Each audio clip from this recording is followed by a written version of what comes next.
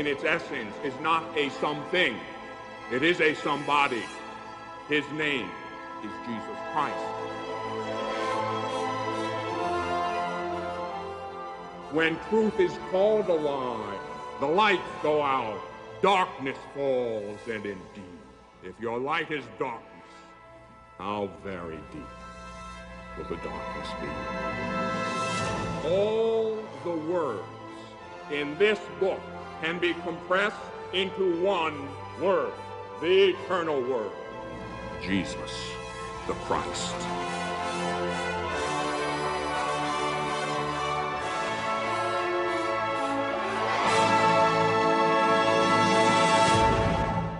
Honor your father and your mother, that your days may be long in the land which the Lord your God gives you.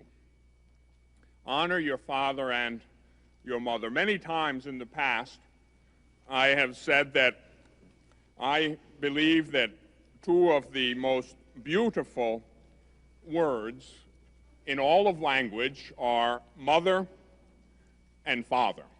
And I really mean that. The family is the original cell of social life.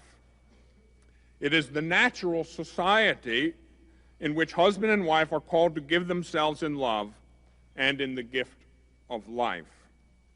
Authority, stability, and a life of relationships within the family constitute the foundations for freedom, security, and fraternity within society. Listen, here's a first principle for you, a basic thing. I know you know it, but things that we even know they bear repeating. Listen to the words. You know, when you're reading, don't just skim over and let most of it concentrate, train yourself. It's hard sometimes. We're very distracted. But you've got to train yourself. Listen to the words carefully. Authority, stability, and a life of relationships within the family constitute the foundations for freedom, security, and fraternity within society. In other words, if you've got a rotten foundation, the whole thing's going to collapse. If families are falling apart, if the divorce rate is 60% among families in a society, that's an indication that society's unraveling, that the foundation is cracked, fragmented, splintered. And what kind of an edifice will a foundation like that support? Not much of one. And that's what's happening in this society and in most Western societies. Because the family has disintegrated, so too is society disintegrating. This is a serious problem, and one that can be solved only one person at a time. That's where the buck stops, with you and with me. Personal sanctity, and that sanctity then in the context and environment of the family. Remember the Holy Family at Nazareth. That's not just a question of some kind of devotion, some sicky sweet piety. That's reality. Our Lady, St. Joseph, the child Jesus at Nazareth. That's a model. That's rock solid, something you can build your house on, so to speak. That's a foundation. That's an exemplar. That's something you can look at and bring into your own family situation. St. Joseph, a poor man, a working man, a carpenter. Boy, I thank God I have carpenters in my background, and my great-grandfathers were carpenters. You know, or any working man. Work, we're going to talk about that. Work is a beautiful thing. It's an ennobling thing. And so St. Joseph supporting his family, protecting his family. Our Lady, the woman, the perfect woman, the mother, the spouse, the one who nurtures, the one who says yes to life. And then the child, perfectly obedient, remembering that that child is the Son of God. And remembering at the temple, remember the finding of the child Jesus in the temple. What did Jesus do? The God who created everything out of nothing, it says he went home and was obedient to them.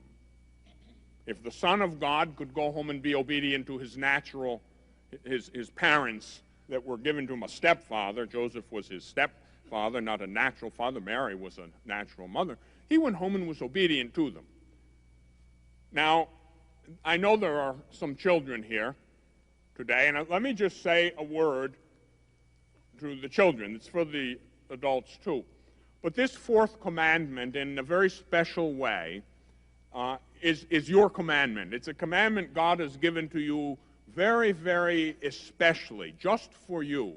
In these years where you're growing up, where you're marching towards becoming an adult one day, this fourth commandment is so important to you because it's the way you can become a saint, children, right now, by honoring your mother and your father, by loving them, by being kind and obedient and docile to them, not throwing a tantrum when they tell you to do this or to do that, but accepting it as though God himself were giving you that order, because all authority in heaven or on earth is established by God. And sometimes, sometimes on earth, we don't have good authority. Sometimes we have leaders that really can't think straight. Some of those leaders might even be immoral. They don't know one end of the truth from another. Do you know that we still have to respect them? Yes. How could they be there? Remember Pontius Pilate, who told Jesus, don't you know I have authority? I can condemn you to death. I have the authority. And Jesus said, you wouldn't have that authority unless it were given you from above. Even bad authority is there for a reason. Sometimes the reason is punishment for sin. And the next time we wonder why we have bad leaders here, there, or anywhere, think about that for a while. That maybe it's the consequence of continual rebellion. Rebellion against God's truth, God's goodness, God's teaching. You can rebel and be obstinate just so long, and God will turn you over, as Scripture says, to an obstinate or obdurate spirit. God will do that. You want that? For instance, impurity, immorality. A lot of people would like me to soften up. I'm going to talk about the Sixth Commandment this afternoon. Bring your seatbelt after lunch.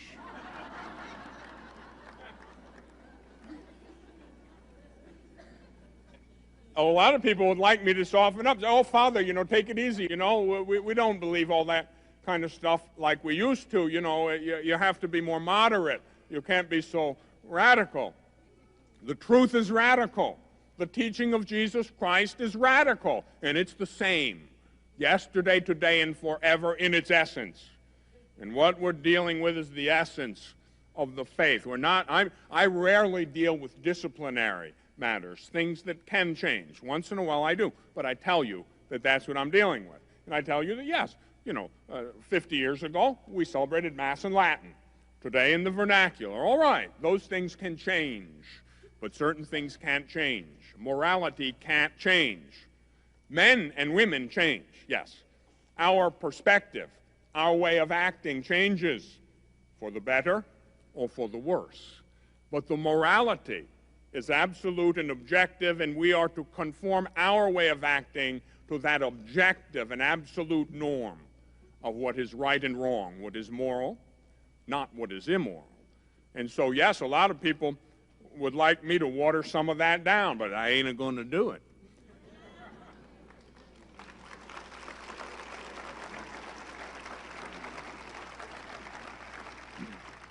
And for the very simple reason that I love you, and that you deserve to have the truth in an unimpoverished, undiminished, straightforward, clear way. You deserve that. You have a right to be catechized. You have a right to that. And so, the family should live in such a way that its members learn to care and take responsibility for the young, for the old, the sick, the handicapped, and the poor. The family is the great environment. It's the domestic church. It's the church made present in a little cell. That's where you teach your children about charity, about concern for the underprivileged, to take care of the poor. There was once a woman in a foreign country, a communist country, a country behind the then Iron Curtain, and that woman was poor, more or less. She wasn't as poor as some people, but she used to give to the poor. She would take care of the poor.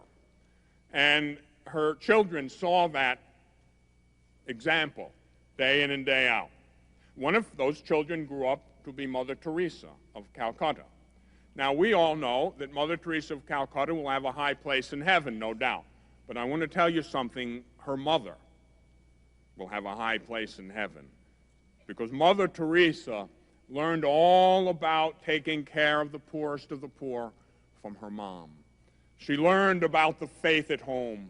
She learned the beauties of our faith at home, in the sacred environment of the Christian family. And you do not know if your children, your grandchildren, could be the next saint of the United States. They could be. They are called to be. And what can you do? Day in and day out, you do what's right. You give witness to the faith. You show concern for the poor, for the handicapped, those who are less fortunate, for the underprivileged. You show that day to day. You know you can't give what you don't have. You've got to be filled with Christ, the one who cares for the poor, in order to demonstrate and show that to your children or anyone else. Nemo dat quod non habet. The old Latin expression goes, no man gives what he does not have. You can't give what you don't have. And so, you know, that's the reason, I'll tell you a little secret here. That's the reason that when we began this program, I refused to do it only for religious education teachers. I refused to do it only for catechists and those who taught in parishes. Why? Because I wanted also to go directly to families, directly to mom and dad. I wanted as many people as possible to have access to it, because you know who the first line of teaching is? Mom and dad, not the pastor, not sister at the religious education program. Mom and dad.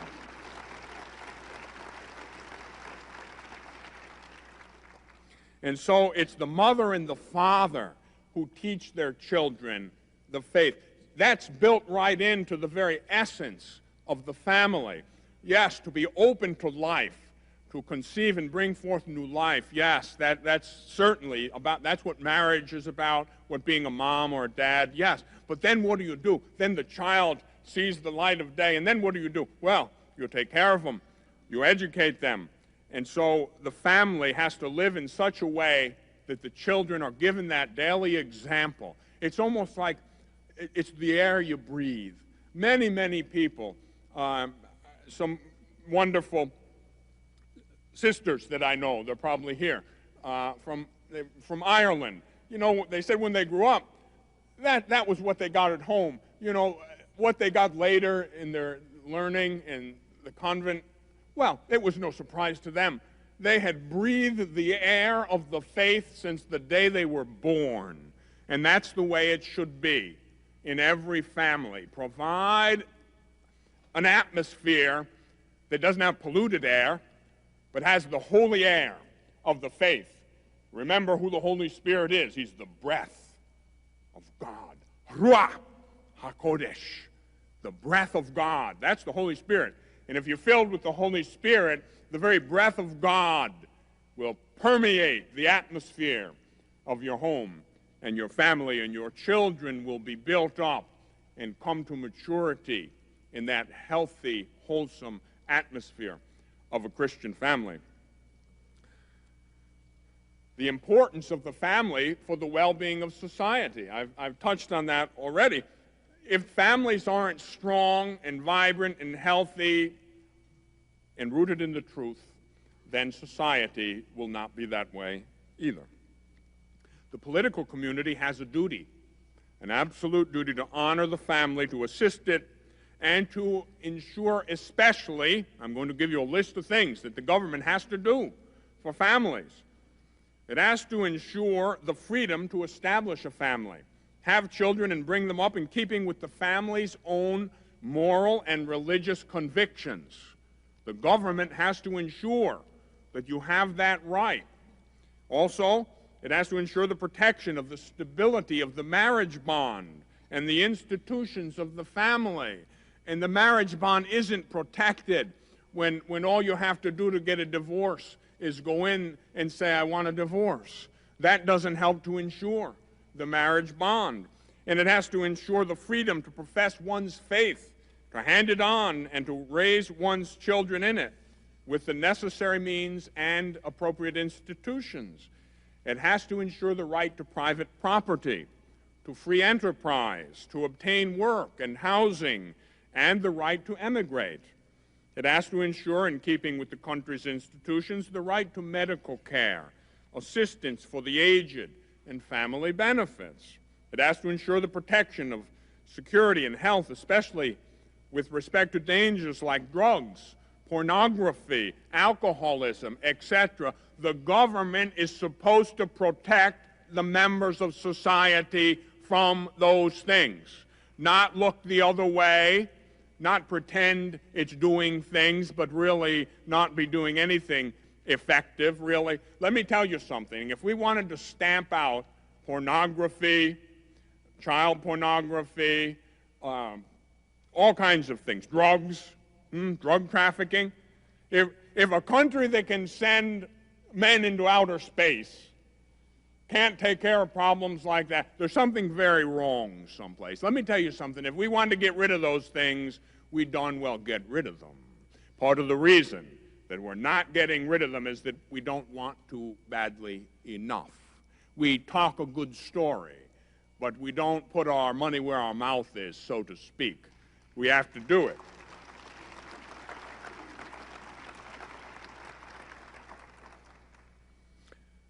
The duties of family members. Now, we all have duties in the family. We'll start with children, since this is your commandment, the Fourth Commandment. Now, what are your duties in the family? God has given you very special duties in the family. They're important.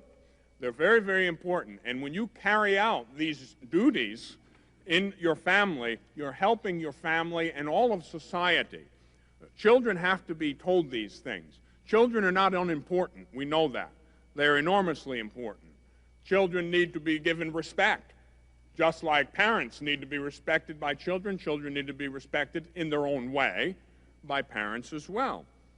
The divine fatherhood, fatherhood of God, is the source of human fatherhood and motherhood. This is the foundation by which we honor our parents. Respect for parents derives from gratitude towards those who, by the gift of life, their love and work, have brought their children into the world and enabled them to grow in stature, wisdom, and grace. Now, the respect of children is shown by true docility and obedience. All right, children, if you don't know what docility is, I'll try to explain that word to you. You're supposed to be docile. All children, I'm talking to teenagers here too. If you're 15 or 17 or 18, I wouldn't call you a child. You're not. You're older than a child, but you're still not quite an adult. You're still your father's child. You're still your mother's child, and you always will be. I was just home to visit my mother. I assure you, I'm still my mother's son. And if I ever forget it, she helps me.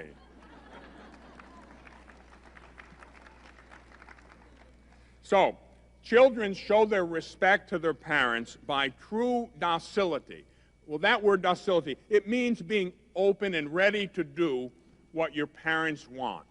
After a while, we have a pretty good idea what mom likes, what mom doesn't like, what dad likes, what dad doesn't want us to do.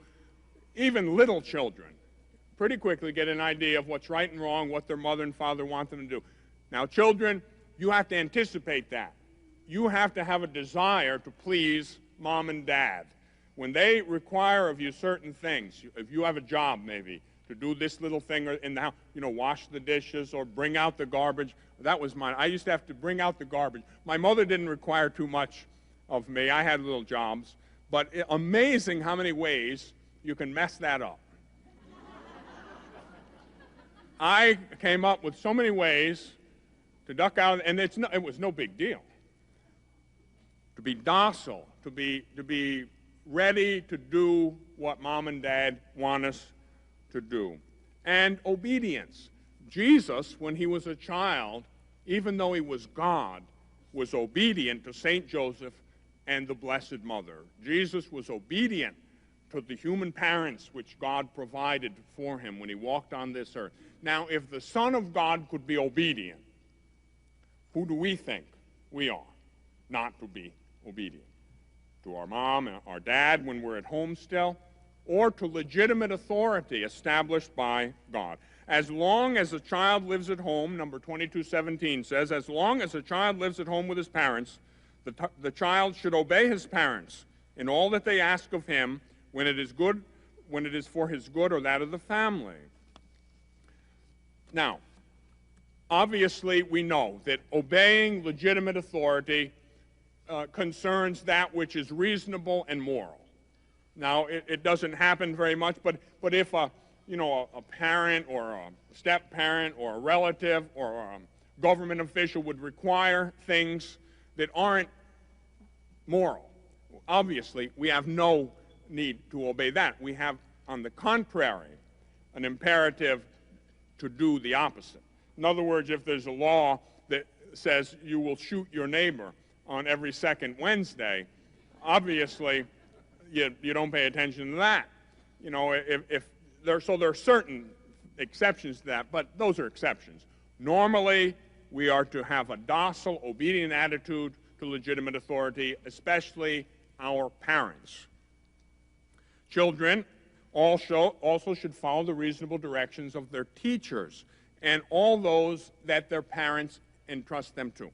Okay, so kids, you want to obey the teachers or anyone else that mom and dad have entrusted you to their care. You want to be obedient and kind towards them. You want to respect them. Respect them. Why? Because by respecting them, we're showing respect for God who placed them in the position of authority. And it's a way to give glory to God by respecting and obeying those who have been given authority over us. The Fourth Commandment reminds grown children of their responsibilities toward their parents. As much as they can, they must give them material and moral support in old age and in times of illness, loneliness, or distress. I wish I had a lot more time to talk about a lot more things. Suffice it to say, with respect to this, it has broken my heart repeatedly to see parents abandoned by their children. And it is happening by the thousands and tens of thousands. The kids go their own way, caught up in their profession, their own life. Mom or dad or both of them are left to languish and to live out the last years of their life in loneliness, abandoned, maybe sick. I once went to a home, an elderly lady in the Bronx in New York. She lived there in a very small apartment, no air conditioning. It was in the summer. It was stiflingly hot on about the 7th floor. She had 7 children. One of them was a doctor. One of them was a lawyer. This woman lived in abject poverty. I couldn't believe it. That's what this is talking about. Mom and dad gave us life. They brought us up. They educated us. They sacrificed. And even if they weren't perfect, and even if they were horrible, we still have an obligation before God to respect them and to help them, right until the moment they pass on to their reward. The Fourth Commandment reminds grown children of their responsibilities toward their parents. And we should have a special gratitude towards those who give us the faith. Maybe the pastor. I still remember the name of the pastor who baptized me. He passed on to his reward a couple years ago, but I remember some of the pastors in our parish and some of the religious sisters that taught me when I was a young person in school. I never appreciated them. I think I liked them when I knew them, but I never appreciated them. I didn't have the ability. Children usually don't have the ability to fully appreciate the good done for them. But boy, do I appreciate it now. How I appreciate the religious sisters. You know, it was 40 years ago, 35 years ago, and I had so many, and some of you did too, lives of sacrifice, they were totally dedicated. I remember one sister in particular used to stay with me after school. I wasn't too swift in a particular subject. You know, sister didn't want me to flunk. Sister was pretty tough, but I'll tell you, she taught me. She taught me. She sacrificed in order to teach me. Boy, I'll remember till the day I die. And the others that taught me my faith, whether I wanted to hear it or not. And sometimes I didn't want to hear it. I was too tired. I wanted to go play baseball or something. Well, we should have a special gratitude for all those who have given us the priceless gift of the faith, that pearl of great price. Now, parents have a tremendous duty as well. It can't be reduced to mere procreation, although that's certainly a preeminent obligation and responsibility of parents. But as I said, parents have a duty to educate their children, to provide for them a home where they can grow up and be nurtured in the Christian faith. Very often, when I would say most parents, even Catholic parents, hear that you have a duty to educate your children, they think about Harvard. They think about a profession. Now, that's important. That's part of it, but that's a small part of it. The greatest part of it means education in the faith, education in moral and spiritual things. Parents have an absolute responsibility before God to do that. And once again, I say it, you can't give what you don't have. And that's why many of you are here, because you want to increase what you do have so you can hand it on to others. That is a noble and beautiful thing to do, to be filled with the truth, to be filled with Christ, that you might radiate him to others. That is a primary responsibility of parents, to teach their children the splendor of truth, to give them an upbringing in good morals and in the spiritual life, to teach them how to pray, teach them what Jesus would want you to teach them. This should begin from the earliest years.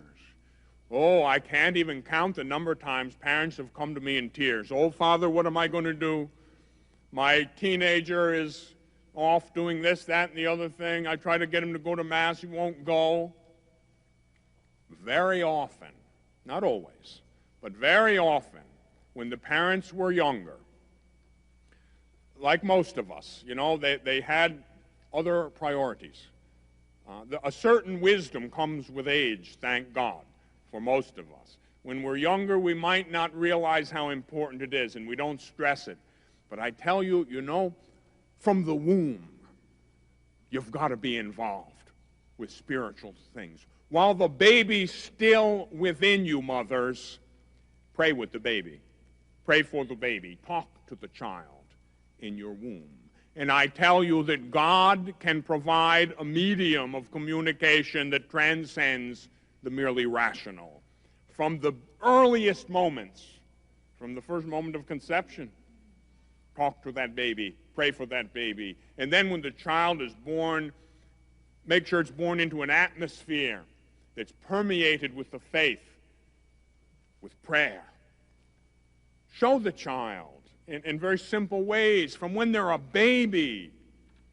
I am amazed at how many Catholic children don't know anything about their Catholic faith. Once a bunch of Catholic kids, Catholic school children, had no idea what I was when they saw me walk through the yard at the parish. They had never seen a religious habit before, at least not on a man. They had no clue what I was. Most of them didn't know what my rosary was. How can that be? I don't blame the school as much as the parents. What were they talking about? They've got to get it from the earliest years. You know, human beings are far higher and more noble than any other creature. Invisible creation, of course. But you know, even a dog or a horse has to be trained in the formative years. Try to train a 12-year-old dog. Now, I don't mean to compare human beings with animals, but you get the analogy. You've got to do it when they're young, in the formative years. You've got to get them then, or you run the risk that you could lose them. Now, if you lose them, it's temporary, and you're going to get them back. And so, don't despair if temporarily, and we all make mistakes, so don't use that as an excuse to just give up. No, not at all. Now, we have to remember that the children have a right to choose their own vocation. If the child wants to be a doctor and you want him to be a priest, well, you got to give the child a good environment to make his choice, but you've got to encourage him to be what he feels called to be. The call comes within the individual. Contrary to what some people believe, the call to priesthood or religious life doesn't necessarily come through mom or dad, even though we'd like it to sometimes. We probably have more vocations if it did. But no, it comes to the individual. And mom and dad have to facilitate that. They have to be open to that and help in every way, but don't force things on them. We know that family ties are important, but they're not all important. They're not absolute. If one of your children wants to be a religious sister or a priest, praise the Lord. Now, I know you people would, but there are a great many people who wouldn't. They say, oh no, what a loss. She's going into a cloister. I'll never see her again. What a waste. Oh, buddy, you better start praising God that he's given you such a blessing as that. And so we have to think with a spiritual mind. Think with the mind of Christ. No blessing when a blessing is given you. Now, we know that the authorities in civil societies have very definite duties and responsibilities. They have to exercise authority the way we have to do it in the church, as service. Politicians, government officials, they are servants. Priests, bishops, religious, we're servants of the servants of God. That's the Pope's greatest title, the servant of the servants of God. And so our political authorities should approach it that way. And they're obliged to respect the fundamental rights of human persons. Now, the duties of citizens. Well, we know that citizens have some very definite duties. You have a duty to contribute, along with the civil authorities, to the good, the general good of society. We have to be submissive to legitimate authority. Some people might not like the speed limit. Oh, it should be more than it is. It should be less than it is. Well, maybe you're right. Maybe you're not. But whatever the case, obey it. Because the legitimate authorities have a right to impose certain regulations for the public good. Okay? And so and believe me, we have to do that. And it's a sin not to do it. Render to Caesar what is Caesar's. Obey legitimate laws. And most of our laws are legitimate. We have an exception or two today, which as you know, I will talk about soon. But certainly, most of our laws are legitimate. We are obliged in conscience to follow the directives of these authorities when they are not contrary to the moral order. Refusing obedience to civil authorities when their demands are contrary to those of an upright conscience finds its justification, however, in the distinction between serving God and serving the political community. Well, remember what St. Peter said in the Acts of the Apostles: we must obey God rather than men. All right? Now, armed resistance to oppression by political authority is not legitimate unless all of the following conditions are met. This is number 2243. 1, there is certain, grave, and prolonged violation of fundamental rights. 2, all other means of redress have been exhausted. 3, such resistance will not provoke worse disorders. 4, there is a well-founded hope of success. And 5, it is impossible reasonably to foresee any better solution. And so armed resistance that's a last resort. Rarely do all those conditions simultaneously exist, but sometimes they do. We in the church have an obligation. It's part of the church's mission to pass moral judgments, even those related to politics, wherever the fundamental rights of man or the salvation of souls requires it. I don't get involved in politics. I'm involved in spiritual things. I'm involved in matters of faith. But I tell you, you must vote in accordance with a well-formed Catholic Christian conscience. It's part of our mission.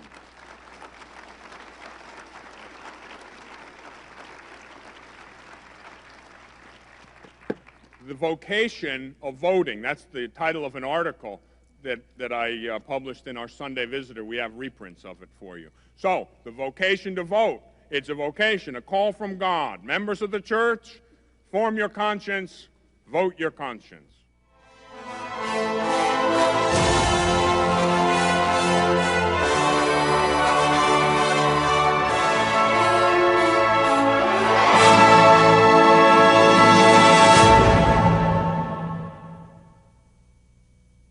We are going to talk about the Fifth Commandment. In recent years, the significance, the meaning of this has taken on a greater urgency. It's always been, obviously, like all the commandments, of fundamental importance. But in this age in which we live, issues of life and death have taken on a greater urgency. We know that we live in a strange period in history in our own country, where from the first moment of conception to the last moments before death, and all points in between, human life is under attack. From abortion to euthanasia, with suicide and violence, all along the spectrum of human life, we have a real attack on life. We recall the Fifth Commandment. You shall not kill. Very simple. It's an order, a commandment. It comes from God. Human life is sacred because from its beginning it involves the creative action of God, and it remains forever in a special relationship with the Creator, who is its sole end. God alone is the Lord of life, from its beginning until its end. No one can under any circumstances claim for himself the right directly to destroy an innocent human being. Respect for human life. It is fundamental. The right to life is a primordial and absolute right. It precedes any other right. The right to life. It is no small thing. In order to understand how such a fundamental right could have been cast aside, you have to go back to the beginning. How many times I've told you that if you want to understand something, go back to the beginning. And so we keep going back to Genesis, the beginning. And we remember that in the beginning, God created everything. He proclaimed it to be good, very good. And after that, between the first and third chapters of Genesis, something happens. What happens? In the third chapter of Genesis, the account of the fall of man, the serpent, the one that Jesus would call a liar and the father of lies and a murderer from the beginning. From the beginning, he tells the lie. Did God really tell you you couldn't eat of the trees in the garden? And Eve said, no, it is only of the tree in the center of the garden that we may not eat of or even touch, lest we die. And the murderer from the beginning said to Eve, surely you do not believe that. You will not die. God just wants you to be like him. Doesn't want you to be like him. God's a liar, in other words. Imagine that. The father of lies is calling God a liar. God lied to you. You won't die. You'll become like gods. If only you would disobey God. So if you want to become like God, disobey God. You won't die. You'll become like a God, knowing good and evil. And so, our first parents bought the big lie, took the fruit, ate of it, and sure enough, pain, suffering, and death entered creation. Nothing has changed. Today it goes like this. Oh, surely you do not believe the Polish Pope. Surely you do not still believe what the Catholic Church teaches. Surely you do not believe that it is a mortal sin to take that birth control pill, to have that abortion. You will not die in sin. You will become like gods, knowing good and evil subjectively and arbitrarily. You will decide what's good for you and what's not good for you. You're sophisticated, you're educated, you're people of the 90s after all. You can become like gods. You can make up your own morality, you can make up your own faith. You can make it all up as you go along, as a matter of fact. And so surely you will not die by disobeying the laws of the church. That's what the father of lies and murderer of the beginning, from the beginning, says today. In the account of Abel's murder by his brother Cain, Scripture reveals the presence of anger and envy in man. This is a consequence of that original sin. Consequences of original sin which mark human history radically from that point on. Man has become the enemy of his fellow man. Ever since man stepped outside of the circumference of God's wisdom, that means to step out of the light into the darkness. From that moment on, the absence of light brought on a death wish. You know, in the natural order, no light from the sun, no life.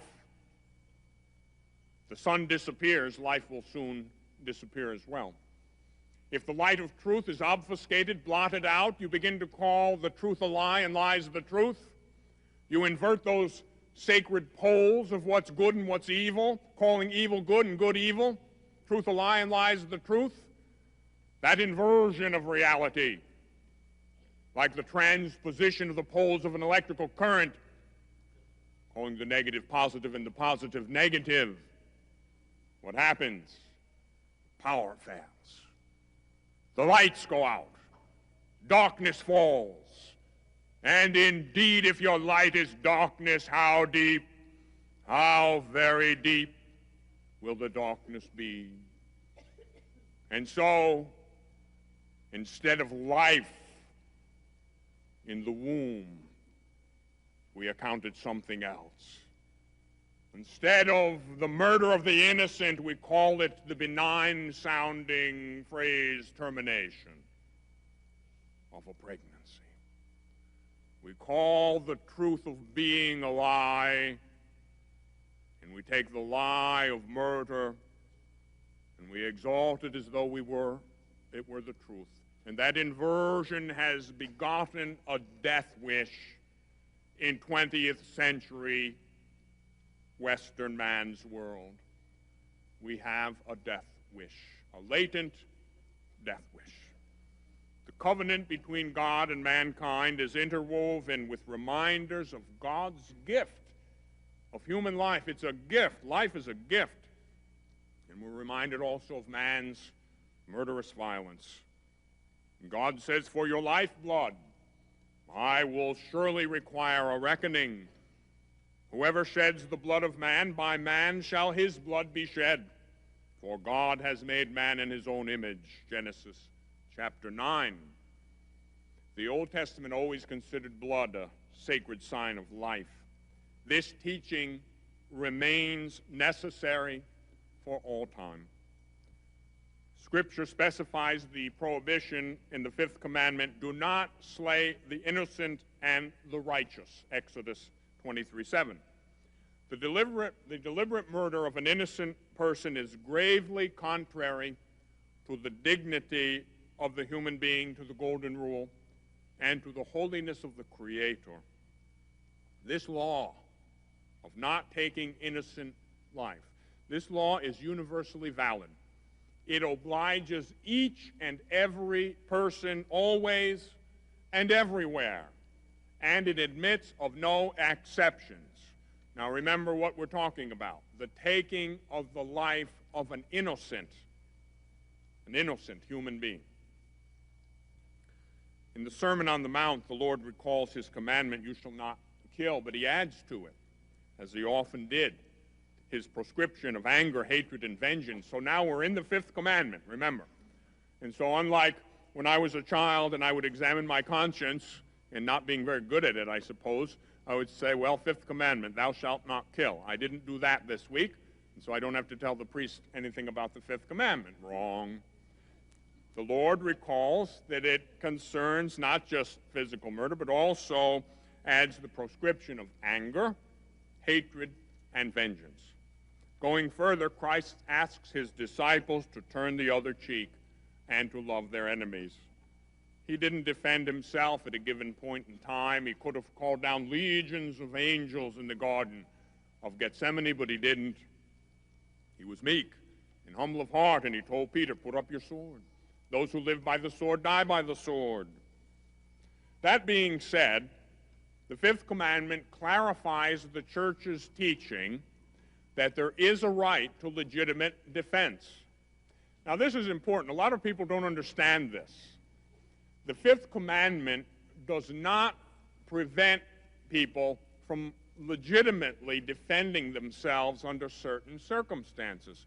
A bishop once sent me to a certain diocese to help a certain group of people understand this teaching, because they were construing it in a way that wasn't really the Church's teaching on this. Number 2263 in the Catechism teaches us that the legitimate defense of persons and societies is not an exception to the prohibition against the murder of the innocent that constitutes intentional killing. The act of self-defense can have a double effect. Now, for those of you who know something about moral theology, you know that's one of the principles in moral theology, the principle of double effect. Well, the act of self-defense can have a double effect. The preservation of one's own life and the killing of the aggressor. The one is intended, preservation of my life. The other is not, the death of the aggressor. So the double effect principle in moral theology. You do not intend to kill someone. You're defending yourself. And in the defense, with a measured response, if the aggressor should be killed, that's not your primary intent. Your intent was to defend yourself. In the process, the aggressor was killed. It's not an exception. In the first place, the rule concerns innocent human persons. Remember that. There's a radical difference between an innocent human being and one who isn't innocent. There's a radical difference between an innocent person in the womb, an innocent person on their deathbed in old age, and a rapist and a murderer. There's a radical difference, and common sense ought to provide what that difference is. It's an essential difference, and the two are not to be equated. But very often people don't make the distinction. Love toward oneself remains a fundamental principle of morality. Therefore, it is legitimate to insist on respect for one's own right to life. Someone who defends his life is not guilty of murder, even if he is forced to deal his aggressor a lethal blow. Now, this information comes as news quite often to Christians. They're kind of surprised by that. Some are not, but But it's not an excuse to kill people. It's an exception. Well, it's not an exception. I almost made a mistake. See that? I almost made a mistake. It's not an exception. What's the difference? Well, the difference is that you're trying to defend yourself. You're not trying to kill somebody. My intent isn't to kill the person trying to kill me. I don't want to kill him. I do anything to avoid that. I don't want to do that. But I'm trying to defend myself because my life is valuable too. So it's not an exception to the rule. It's a separate case. Self-defense is not an exception to the rule of not taking the life of the innocent. Clearly, the person isn't innocent who is an unjust aggressor. I once asked a group of people who didn't understand this. They were radical pacifists. What if you're walking down the street with your wife and your children, and a murderer and a rapist comes out and he's raping your wife and he's going to kill your children and your... Would you raise a finger? Well, I couldn't. Jesus wouldn't do that. And that's a case of someone who's really lost their mind. Now, they mean well. But excuse me, they mean well. They do mean well. They're good people. They're people who love peace, and we should all love peace and work for that. But there can be a distortion of essential principles. You can cross a line with this. So you have to have a well-balanced sense of this. And so it is the Church's teaching that you have not only a right, but under certain circumstances, an obligation to legitimate self-defense. Number 2265, legitimate defense can be not only a right, but a grave duty for someone responsible for another's life, the common good of the family or of the state. Now, can you imagine if a new mayor is elected and the mayor says, well, now we must be good, and we can't do anything to malefactors, you know, rapists, murderers, and so forth. We wouldn't want to impede their joy, and so we have to be careful. We can talk to them and say, now, if you, my good friend, would like to come along to jail, we would be happy to provide you with a nice space. Well, wait a minute. It's great. You've got to be peace-loving. You've got to be rational. But, you know, being rational means just that, being rational. We know that things are the way they are in life. Radical pacifism and Christianity don't necessarily square. Now, that does not mean that an individual, in the light of his own conscience, under certain circumstances, cannot say, look, I choose not to defend myself. That can be a meritorious thing under certain circumstances. If I am a husband and father, and someone breaks in my home and is going to rape and murder my wife and children, you better believe Messrs. Smith & Wesson might come into the picture. Now, that's not an ideal thing. That's a tragedy. And I'm not promoting violence here. It's an abhorrent thing to be avoided. But so long as the reality of broken human nature is what it is, you know, I accept the Church's teaching. You know, people argue with me. Oh, it can't be right. Look, don't tell me that the Church's teaching can't be right, because I won't even argue about that. I won't argue about that. If the Church says it, I believe it.